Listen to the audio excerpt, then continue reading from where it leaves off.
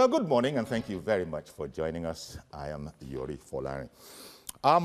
As is not news anymore, but you would have seen it by now, former Chief Justice, suspended, one has to be careful about the terminology, suspended Chief Justice of Nigeria,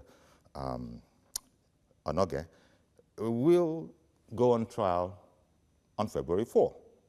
Now, in this conversation, and by the way, my guest this morning, we got Barrister Wahab Shitu. Thank you, as always, for coming on. It's been quite a while. We're delighted to have you. My pleasure. MJ is a friend of the house. Thank you very, very much for coming on, a keen observer of the policy. Wahab Shitu is a legal practitioner. I almost added in my mind SAN, because that's the way I conceive of him. So highly do I value the analysis that he often offers on these matters. So thank you, gentlemen, for coming. Now,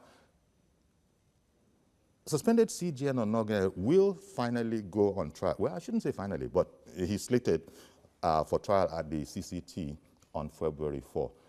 My interest this morning, gentlemen, is for us to look at the implication of having a Chief Justice on trial anywhere. Of course, Nigeria is part of a global community, and we are going through our own experience right now. But the implication of having a Chief Justice of a country on trial, how dire is that? How significant is that? Is it unheard of? Is it something that we can come out of without any scratches? I don't know, but I guess I have people whose opinion I'm very interested in hearing from. Let me start with Wahab, if that's agreeable to you, okay. It being your community. What do you think are the main implications of having a Chief Justice on trial? Thank you very much, Uncle Yori. Let me say, first and foremost, that I'm very sad. Everybody who is concerned with the administration of justice in any country will be sad that a Chief Justice of the country, the highest symbol of justice and morality in any country, is standing trial. I was listening to Vice President Yemi Osinbajo, incidentally my teacher, for whom I have a lot of respect. And I love his comments when he said, personally, he is very sad. And indeed, he ought to be very sad, because he's not only a professor of law, eminent professor of law, but he's also eminent senior advocate of Nigeria. And on the part of the prosecution who are involved in this case, they ought to be very sad that they have a difficult assignment on their hands. Defense counsel too, including the eminent senior advocates for the defense, ought to be very, very sad. The president of the country ought to be sad. The common man, everybody who's interested in the phenomenon of justice ought to be very sad. And again, to attain the status of a Chief Justice of the Federation is not a tea party. This is a career that has spanned years of meritorious work, dedication, industry, and intellect. And then to now rise to that level, and after rising to that level, one is now confronted with a trial. And then before a judicial officer that is lower in rank, far, far lower in rank. So all of this makes me very, very, very sad that it is happening at all. But you see, there is what we call equality before the law. And I'm sure that in our own case, the Chief Justice of the Federation, I don't want to comment on the merits of the case. Of the present case. I will never comment on the merits of the case because it's sub judice. It's a matter that is already in court. And anybody who loves this profession must not be drawn into, making conclusions on the merits of the case or making commentaries on the merits of the case, because at the end of a trial process, no one can determine the outcome of a trial process until it is over. Persons who are standing trial are entitled to the presumption of innocence. The court is entitled to have an open mind. persons who are following up proceedings in court are entitled to also have an open mind. Indeed. Because when you taint the process with prejudicial comments, you are not only injuring the phenomenon of rule of law itself, you are also shaking the foundation of justice. You are also shaking justice to its foundation when you begin to make prejudicial comments. And so those who are saying this is likely to be the outcome of it, no. Okay. But you see, having said that, I think democracy will grow if democracy is founded on respect for the rule of law. Okay. And now what is going on is adherence to the rule of law. And I'm sure the Chief Justice of the Federation too, if he is properly and correctly treated, if he's fairly treated, will not say that anybody should bend the rule in his own favor. Indeed. Or anybody's favor. Because he's sworn to uphold the Constitution. He's sworn to uphold justice. So if you want to ask me the implication generally of the trial of a Chief Justice of any country, including Nigeria, I would say as a stakeholder, as an officer in the Temple of Justice, that it is something that saddens my heart. It's something that I do not wish to happen to even my enemy, because it's an unpalatable process. Indeed. Thank you very, very much, Wahab. Majid, having heard it from a professional, an officer in the Temple of Justice, as he put it, a lawyer, and that's what unites that profession unites the lowest rookie lawyer right up to the CJN.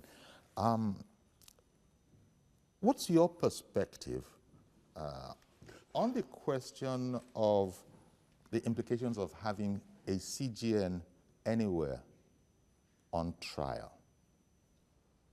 There are those who have commented, and I think we want to be careful not to comment, and I'd like, Wahab's counsel say, we can't go there, it's sub judice, so I don't want to comment on the merits or demerits of this case, but the phenomenon of having a Chief Justice on trial. From your area, I think the political, at least observing the political scene, the economic scene as well, what does this do to a country's psyche, do you think? Yeah, like he said, it's a sad day. Oh, it saddens you too. I mean, yeah. I could understand when he as a professional said it was saddening. Yes, because you see, judges are viewed as next to God in terms of the word, ultimately is final. Yes, because they can give life and death. If somebody is standing trial, they can pronounce the person guilty, of murder, and they will just pronounce the person, they can commute somebody. It's a very heavy responsibility. Heavy responsibility. So it's only God that has that latitude for life and death. But judges too can decide whether somebody lives or dies. Even governors don't have that prerogative, or the president. The president still needs to rely on the decision of judges. So that's why they are so much rated in so much high esteem. I could recall in my secondary school days, we have a judges' quarters in my town. We are even afraid of passing through the place. That you can. And this was out of reverence. Yes, for the office. Perceived status of these professionals. And where we seem to assume that they were. Yes, because you see them as the phrase "incorruptible judge" is used, in different contexts. Not so only people expect judges to be above board. To be above board. And they are also to be neutral. To be neutral. They are also human, but then they are placed on a higher pedestal than the ordinary human being, as in, like almost next to God, because of that the office, the value attached to that office. So, for the number one law officer, the number one judicial officer in any country to be standing trial for I mean, now we are talking of For alleged corruption. For alleged corruption. No. I think it's a criminal. They say it's a criminal breach now, because that's what the appeal court ruled on that. According to Section 306 of the Administration of Criminal Justice Act, it's saying because it is a criminal matter, that's why the CCT is being given leave to continue the trial. So, what is involved is criminal in nature. If that alone, I mean, calls to question, I mean, it's a sad, like the VP. The perceived neutrality, because this, I think, is where it is going to. Because you want a judge at any level to be neutral. If a society is persuaded that its judges will be neutral and consider only the facts, there's no problem. Yeah, if anything happens to prick that assumption, I think that is where the problem begins to come from. But not only being neutral, to be neutral and to be seen as almost near perfect.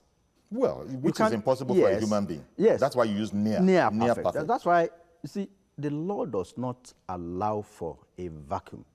I mean, you cannot say you forget. You cannot say you make a mistake. We agreed that we didn't want to go into any of the particulars of the case. That's we why wanted to look at the concept of a chief justice of a nation being on trial. Yes, what does this do to the psyche of the society? Maybe nothing. What does it do to the profession of the law? Maybe nothing again, but that is to say, maybe like accidents, blips, one can recover from. So I just wanted your cooperation. That's the point I'm driving at. I mean, for the VP, for the Vice President, who is also a senior lawyer, is a senior advocate of Nigeria, and both in the temple of justice and as a law officer. I mean, he is saying that he is sad that this is happening. And you could imagine the reforms. A lot of lawyers. In fact, I don't think there's any lawyer that I've had the privilege of speaking even those who are since we began this series that has not started off by saying how deeply sad they are. That is because, I mean, it calls to question, I mean, judgments that are coming out from the courts. People begin to wonder if the CJN, the #1 citizen of any country, could be under trial. Then, I mean, it calls to question the kind of judgments we've been getting from our courts. So that's why it is really very, very sad. But then it's not only in Nigeria, like I said. About a month ago, we had what happened in Ghana, where a journalist also blew the lead on about 30 corrupt judges, and he decided to go to a cinema to show the video of his findings. And it was sold out. So, but also we have the same thing happening in Virginia. A Supreme Court judge in the state of Virginia in the United States was also on trial. So it's not only peculiar to Nigeria. Indeed it isn't. These are localized cases. I imagine there aren't too many societies, countries, jurisdictions where the apex lawyer, the apex arbiter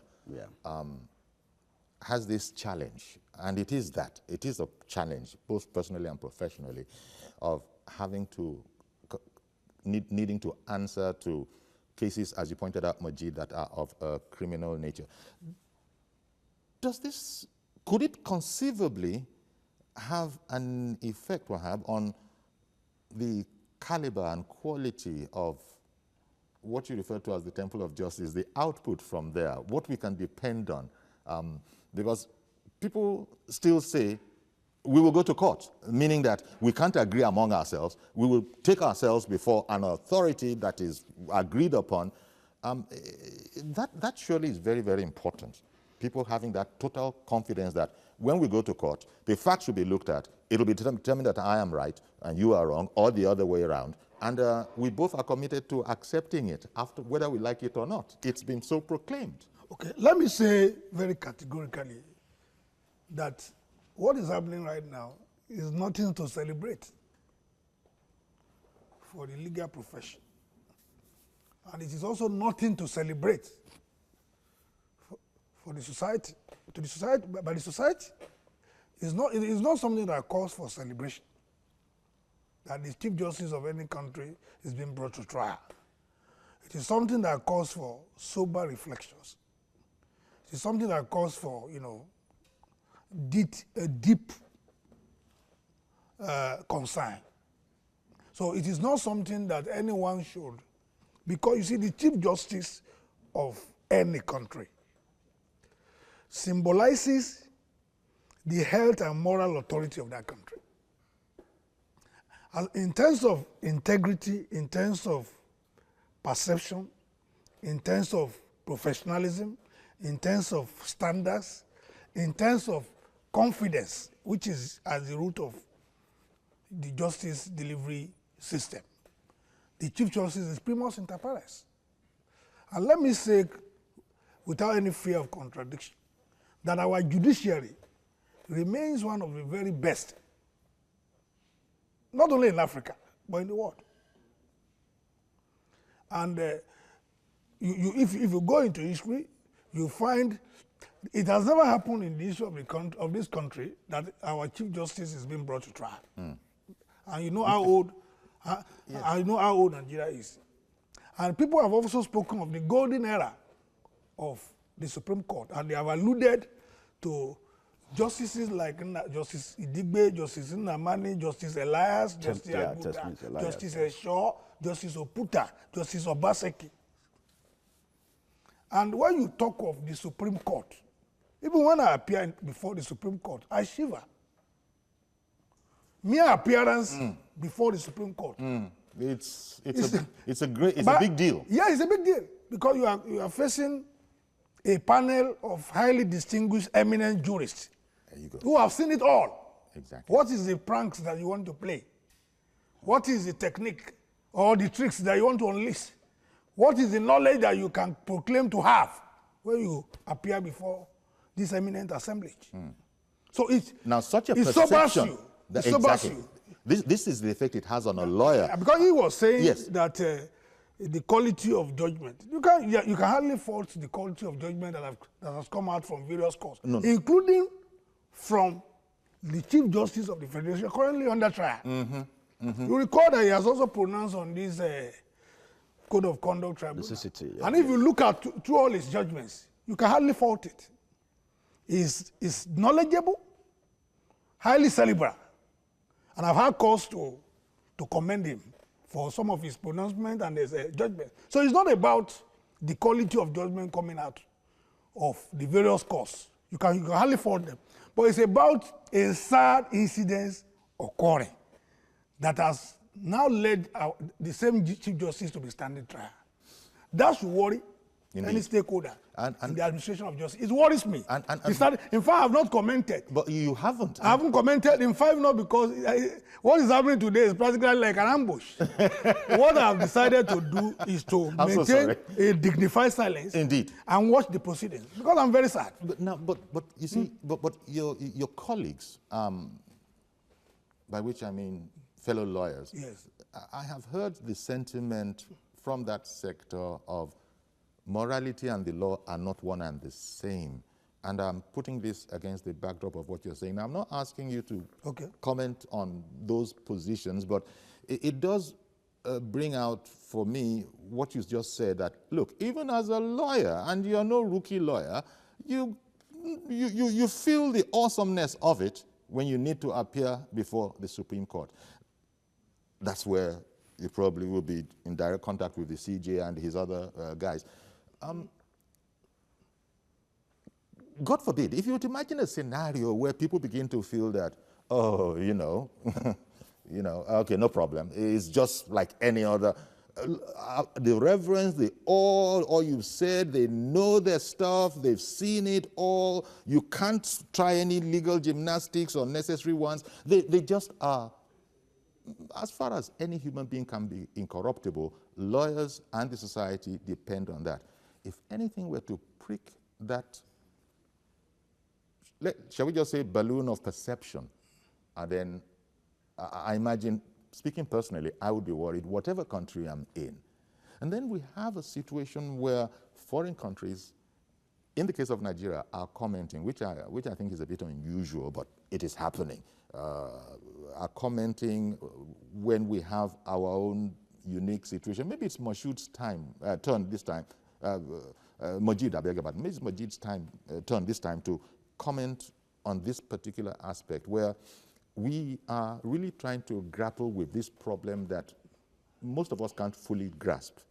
The CJ, or the CJ of a country, our country, being on trial. And then we're having commentaries in these difficult times. Lawyers have said it really saddens their hearts.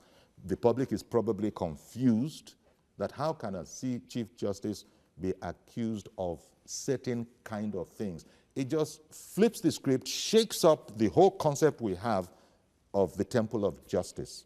Yeah, we are at a time. But countries are commenting, foreign countries are commenting on our matter. I mean, the EU, the UK, and the US, I mean, they have commented, and they are trying to link it to the 2019 elections. And the federal government has responded, telling them that there's a distinction between what is happening in the judiciary and what is, I mean, and the correlation they are trying to draw with the 2019. There are two separate That's things. what probably answers the why now and why not now. That is it. And I also want us to flash back to about a year ago where the DSS actually stormed some judges' quarters and found some stuff, although most of them have been, some of them were cleared, yes, while some were found culpable. So now, I think... Which goes back to the point that Wahab made, that innocence is presumed until the conclusion of the matter. And so as you've just said, in that particular instance, it was declared, some of them were declared innocent. So we must bear that in mind. So now, there are three issues here. The issue of the judiciary being the last hope of the common man, and the issue of morals and that of sentiments. Yes, should the number one citizen, I mean number one judicial officer of any country, Nigeria inclusive, be brought to justice? Is the number one judicial officer above the law? Can he condescend and come under a CCT? Can a major general be court-martialed by so to speak, a lower rank? So, can a professor be interviewed? I mean, we had this. Well, I understand the analogy you're trying to draw. Yeah, but I think the straightforward answer, which I don't even need any knowledge of law for, is that, look, intellectually, academically, everybody is equal before the law. Fantastic. So with that presumption, then, I think the NJC is doing the needful now by coming in to give the two principal actors now, the suspended CJN and the acting CJN. So still trying to resolve the imbroglio we have ourselves on. But that is trying to clean up the system, trying to save the judiciary. Yes, I suppose it's a bit natural. We're veering away from the more or less global concept that I'm looking for of the phenomenon of a CJ, and I think it's natural because we actually have the problem as we speak. But yeah, it's to manage the implications. That's why the NJC is coming in now to play its role, because recall that the NJC ought to have met on January 15, but it was postponed indefinitely. So that's going, Majid, with due respect, that's going into some of the details of this case. But as you were speaking, I just was reminded that we like to talk about other societies where we want to be compared favorably. That is to say, we're not doing anything different. We might do it in our way, but we're not doing anything from what is regarded as global best practices. Yeah. You know, now, in other societies, when there would appear to be the concern that we're expressing now, that you can't have the numero uno in this kind of a scenario, situation, it doesn't work. Those societies have concepts of stepping aside, for example, so that this mess can be cleared up and then we can get on with our lives. Yeah. I think it's fair to say that generally speaking, whatever the area, we don't have that habit here. And this might also affect what's going on with us here. It has been said in relation to our Nigerian situation that, you know, either way, it's okay. That is, we go through it the way we're going through it, so be it. We'll resolve it. On the other hand, there are those who have thought that it also intellectually could have been sorted out simply by this concept of people stepping aside, which was not, that option was not taken here. I don't know if this feeds back into the perception of who the highest judge in the land is, where, since it's going to be fair, I was wondering what could be the problem with stepping aside so that these matters can be sorted out, if at all possible. Thank you, Nkuyori. So again, that is a matter of opinion. But I prefer to look at the bigger picture. And that bigger picture is the contribution of all of this to our jurisprudence. Since the crisis broke out, I've seen a lot of views being expressed, eminent views being expressed across the board by some of our best brains in the land. And it has been quite enriching. People have not looked at what is going to, how it's going to play out eventually on the state of our jurisprudence. Because when this case is decided either way. What is jurisprudence? Jurisprudence is, you know, the science and theory as well as knowledge of the law. And it's going to expand on the quality of our laws. You understand? How all of this is going to enrich our knowledge about how the law works. Okay, and is applied. And it's applied. Okay. Because at the end of the day, pronouncements will be made. You know, the Court of Appeal just made a pronouncement saying that it will not stay proceedings and all that. All of this is going to will impact on our jurisprudence. Okay. And I take very serious exception to those who have castigated actors involved in this case. No. Those who are prosecuting are entitled to do their work. Those who are defending, the eminent senior advocate. It's the way it is. That's life for you. Yeah, they are entitled to do their work. Each side must have its representation. Yes. And its day. I won't castigate anybody. I won't castigate the prosecution. I won't castigate the defense. You know what? Let's go on a quick break. Yes. And then come back and continue this. And of course, we'll take your calls as well. Please stay with us.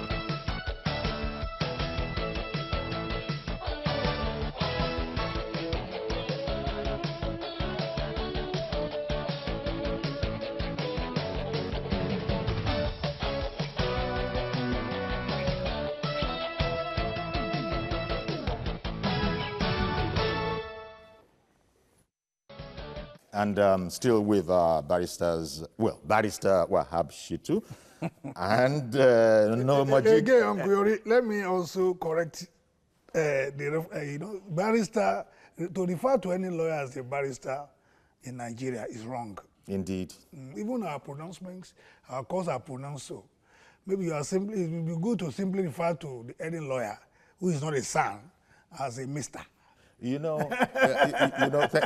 thank you very much, Wahab, and so right you are. It is even TVC policy to do the right thing, which is delete barrister. Yes. But you see, force of habit, so one is in error, and I thankfully take the Supreme correction. Court, pronouncement there is even a TVC policy that this has been corrected. You don't do certain things. A man is Mr. Wahab Shitu, but you see, we've been calling Barrister Wahab Shitu, so guilty as charged. Okay. Guilty as charged, and I'm penitent. Thank you very much.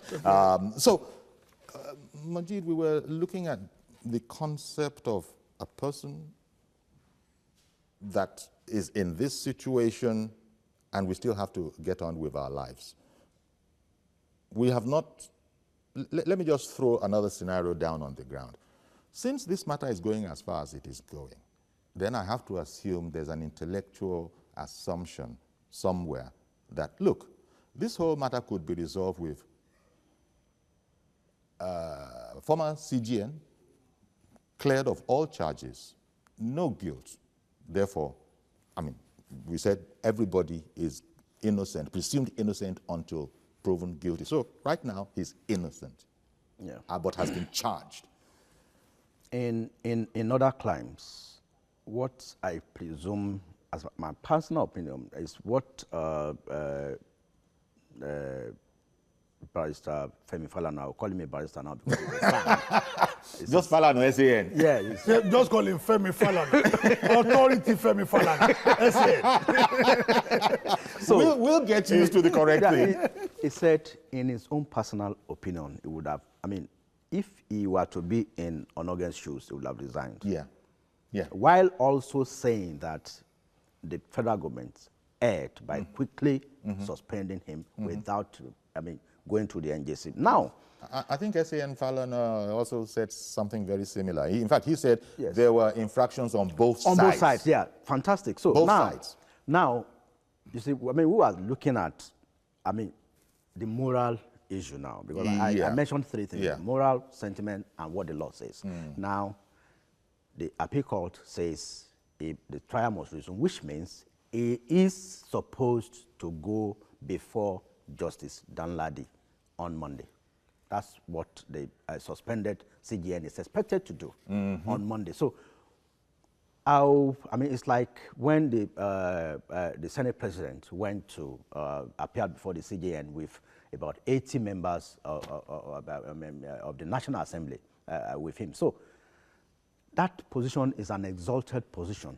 I mean, nobody envisaged that a day like this will come where the CJN, instead of presiding at the Supreme Court, will is now himself on standing trial in a CCT. I mean, a CCT is well, like but it doesn't matter. It's a court of competent jurisdiction. Yeah, fine. So he's the most senior lawyer is actually before one of his own courts, so to speak. Yeah. So I mean, it's like the #1 general in the army standing trial before his the troops is commanding. Although one is based on strict hierarchical discipline, the other one is based on what law, and nobody's above the law. Even in the military, I think they go through motions of nobody's above the law. Hence, the whole trial matter. It's like a VC facing. One way of looking at it, yes. No, but yes. Let me bring in Mr. Delaja in Ibadan, who wants to contribute. Good morning, Mr. Delaja. Good morning. Thank you for calling in. Please go ahead. Yeah, please. I actually need a clarification. At the point when the Code of Conduct Tribunal actually came up with the trial, now we heard that the CJN suspended the meeting of NJC. And then I want to believe that the issue of the Mr. Delaja, party motion. Mr. Delaja, you know, with respect, and I know it can be difficult to do because we're right in the middle of the situation, but we're looking at the phenomenon of a chief justice of any country being on trial for alleged corruption. What does that do, in your opinion, to the psyche of, one, the law in that particular country? I said any country, our country is not excluded. And what does it do to the society's perception of the impartiality of law in that society? Yeah, well, the truth really is this. It actually brings out what every Nigerian has always suspected, that the judiciary is very, very, very corrupt. And it's just unfortunate and very sad. Okay, you're talking about Nigeria now. Yeah, you're talking about Nigeria. But I want you to quickly cast your mind's eye, if possible, on a global perspective. If you have a situation where the most senior judge is on trial, is it something that a society can readily recover from, or do you think there is some injury that might be psychically sustained? Yeah, I think it is something, a normal society, when you get to this point, okay, I want to assume that you should be able to now tell yourself, we've had it this bad. Can we from this correct all the wrongs and set ourselves on the right path? I think that is a challenge any society should actually face right now. It's something that is very bad. in fact, if there's anything you can use to qualify it for with more than bad, it is a very sad thing. And really, we should all come together. That's why we should come together and face the real truth. That really there's a problem. We need to find a solution. And we need to move from this to become a better, self-regulating society. And like what those gentlemen said there, it also brings about the issue of correcting our legal document issues, such that with this case now, we can see some anomalies in our constitution as presently is, and be able to work it out to get the best that saves, at least takes care of everybody. That is my own contribution, please. Good morning. Good morning, Mr. Adelaja. Thank you very much for calling in. I wonder if Mr. Adelaja is... May I just please, sir, try to correct an impression? I think to say our judiciary is corrupt. Oh, okay. Where is that from? Very, very. He used so many varies. I think is uncharitable expression, because there are many judicial officers that are very, very upright. And I've cited instances who are still upright as we speak.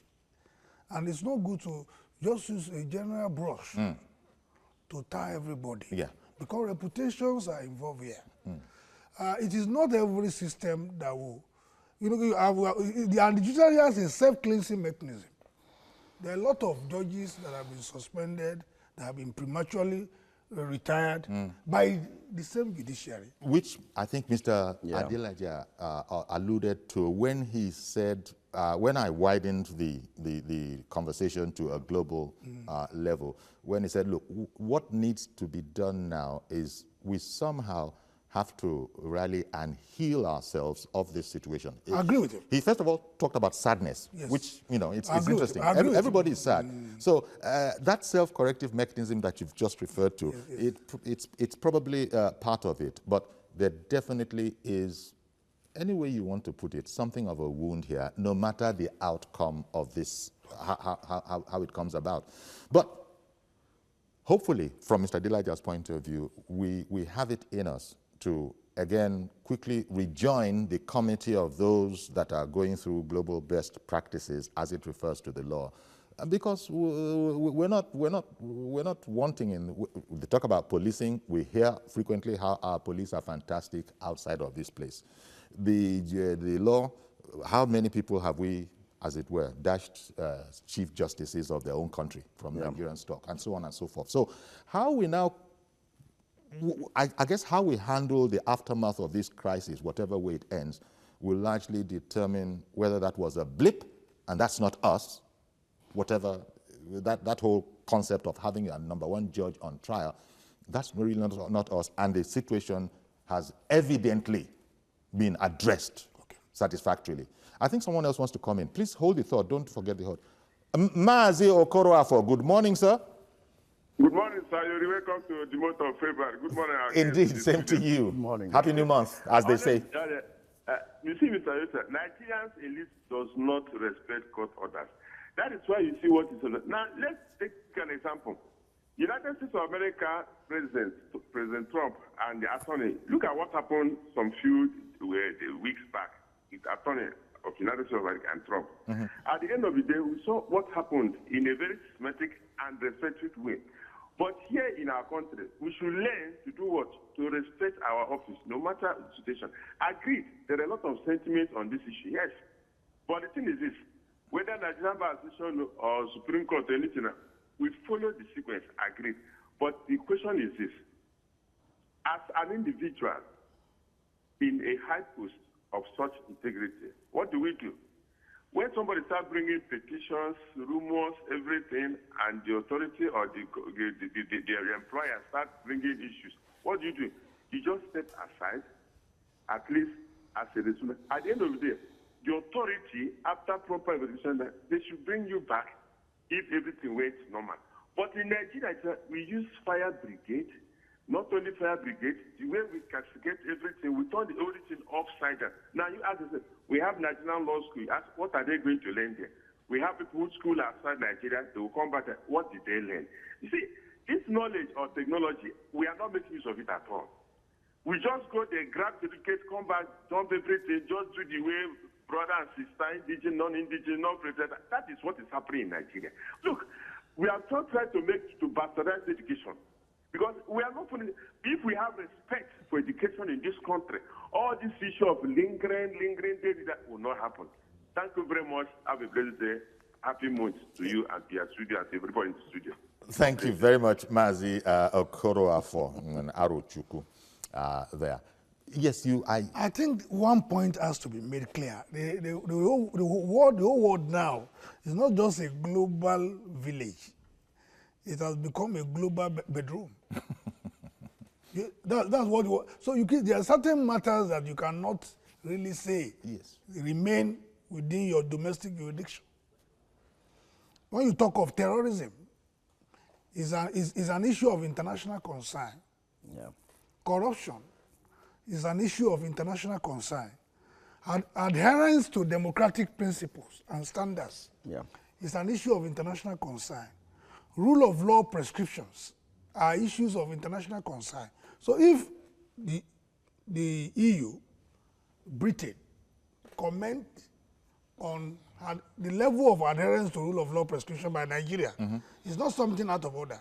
The only thing is that such comments should be informed by the realities on ground. Indeed. Yes. By So we cannot condemn knowledge of actuality yes, on the ground. Yes. And that's part of the challenge. As people are commenting, it's interesting. Sadness is coming out. Say, look, can I just get rid of my sadness? I'm very sad about this whole matter. Can I just put that to one side? Haven't acknowledged that. So that's part of the healing that needs to be done, and that's why I'm talking about the global aspect. Because if you had any jurisdiction that had this kind of a scenario, I imagine, as Wahab was saying, it's even closer than a world village now. The world has become even closer than a village. Global bedroom.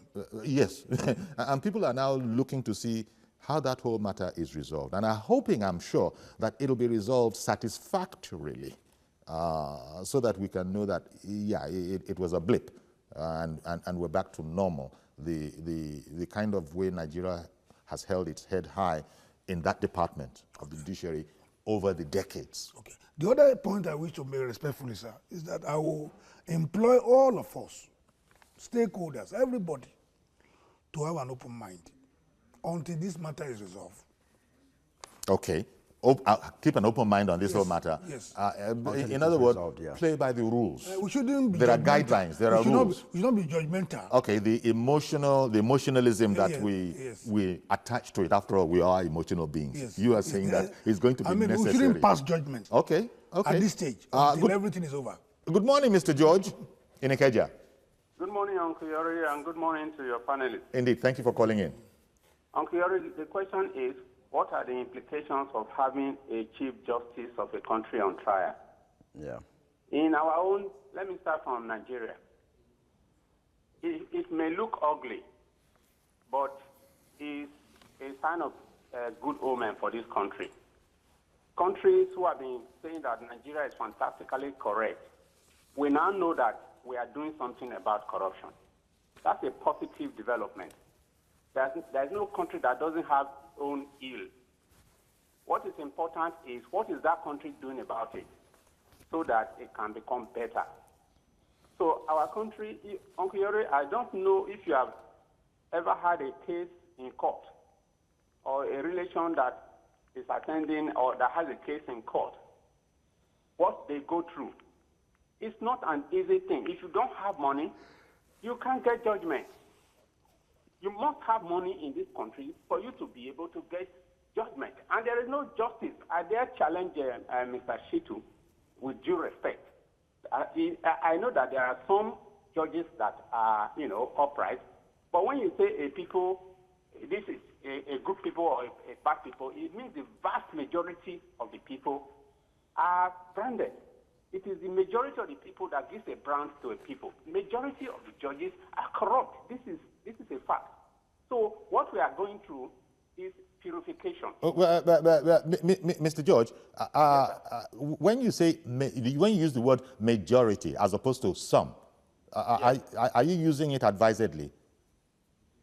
You didn't say some judges. You said majority of the judges. Yes. That is the word you prefer, not some judges. No, majority. if they were in minority, we will not have a situation where you have an armed robber on trial, a kidnapper that was caught because he has money. See, his case is not going anywhere. An armed robber. Today they will say no witness in court. The other day they will say no judge in court. That's how it will be going on. I don't know until we will not hear about it again. That is the judiciary of this country for you. Just because he has money to throw around. If it was somebody that doesn't have any money, you will see it. Somebody will steal a wristwatch and you give him 3-5 years jail. Is that right? All right. Thank you, Uncle Yori. Indeed. Thank you very much for calling in. I still want to insist very, very strongly that majority of judges in Nigeria are not corrupt. There may be a few bad eggs, very few bad eggs. It's just to say all Nigerians are corrupt. How can you say that? Okay. Haven't cleared that point, and I expected you to come back like that. He did bring up the whole matter of money. And even before this case, we have often had this conversation too about without money, you can't get justice here. Now, there are normal charges, I imagine, of a lawyer, and when they say you need money, normal charges of legal fees, and then you go to Court of Appeal, you pay more legal fees, it goes up to Supreme Court, you probably require a certain kind of lawyer, and you will pay more fees. Now, that is not the money that is being referred to when they say it requires money to get justice in Nigeria. Yes. It's more than that. It's more than that.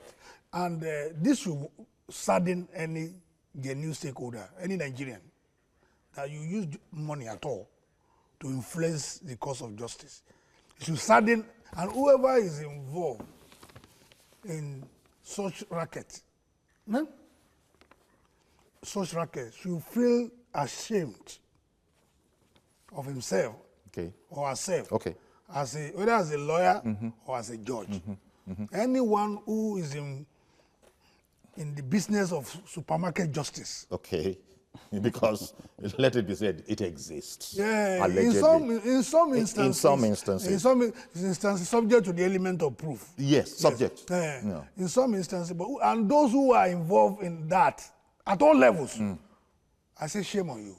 Idowu in Oworo, good morning.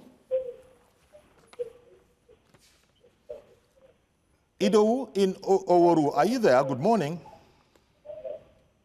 Okay, he's not there. I have a lot of friends as lawyers and judges, and it's very sad. I've not really had any cause to be in a court of law, but then from the things I hear from our discussions, jokingly, a lawyer told me one day that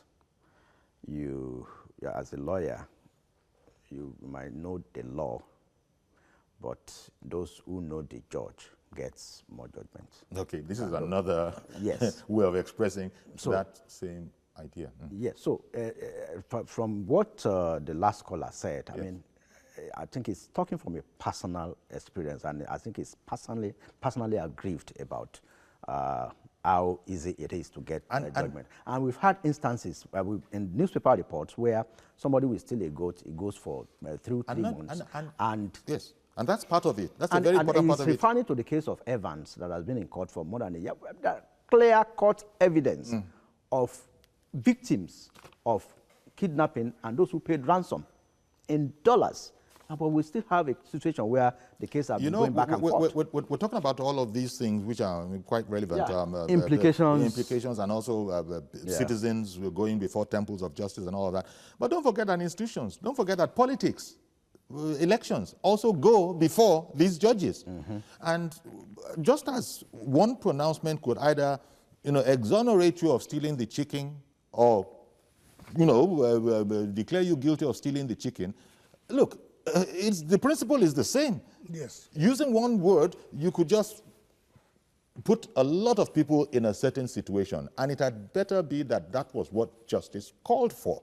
Otherwise, there's a problem. Before you come in, sir, which I know you need to, let me quickly bring in Ade, who is waiting in Abeokuta. Good morning, Ade. Hello, good morning. Thank you for calling in, My sir. name is Ade Adigun. I'm calling from Abeokuta. Good morning, Mr. Adigun. Yes. In addition to what Mr. George, the elder caller, said, regarding that most of the judges are corrupt. So I took an exception to that. But my own contribution is that most of the problem we face are the lawyers. You can imagine the numbers of son and lawyers who stood in for the Chief Judge of Federations at the the City Tribunal. If there's any other issues relating to this man, you will never see any son.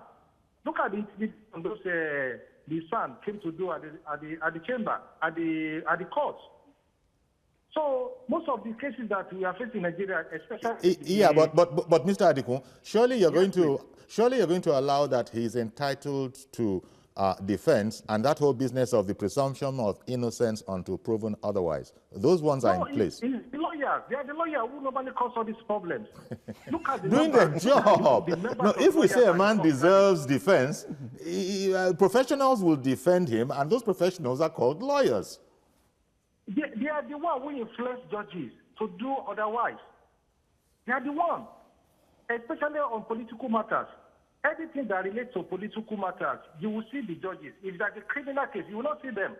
All right then. Okay. Thank you very much, Mr. Adigun, for calling in from Abeokuta. We know Barrister Shitus. He doesn't need to repeat himself. We know his disposition on this whole matter, which is that he's not saying that there are not any bad eggs. But I suppose the word most is what he takes exception to. You cannot say a handful is most. No, he's trying to put Mr. Shitu on the line, but I'm going to fight on his behalf. I mean, I know him very well. I mean, he's saying that it is lawyers that are the problems now, but then, before you can become a judge too, you need to be a lawyer for at least 10 In fact, as you were saying, so, Barrister Shitu, but we have very fantastic lawyers in Nigeria. We have very fantastic judges. But I think in a more general sense, Mr. Adigun was actually criticizing the entire profession. Yeah. From rookie student in law school right up to the Supreme Court. I had the bar and the bench that everybody is compromised, seemed to be what he is saying, and that has been addressed. But I've been told that I have they're saying to me that, look, you see, they say we have to go now. But I want to thank you very much for this whole matter. We tried to have a sober discussion, but it kept on coming back to the case in point. And that's understandable, but it's not a very pleasant concept to have the #1 judge in the country facing a trial. But that's what it is, and hopefully it'll be used to right some of the wrongs, and that's the most important thing. We have to heal out of this. Thank you very much, gentlemen. Mr. Wahab Shitu. Correction applied. Mr. Wahab Shitu. Yes, Thank you very much. And Majid, we don't bother in the journalism sector. We don't bother with Mr. Majid Jamil, Executive Director and Upshot Media. Thank you very much. Thank you. This is Majid Jamil. Yes. The famous. Nice meeting you. Okay, then. So see you on Monday, God willing. Do have a great weekend. I'm Yori Folarin. Bye-bye for now.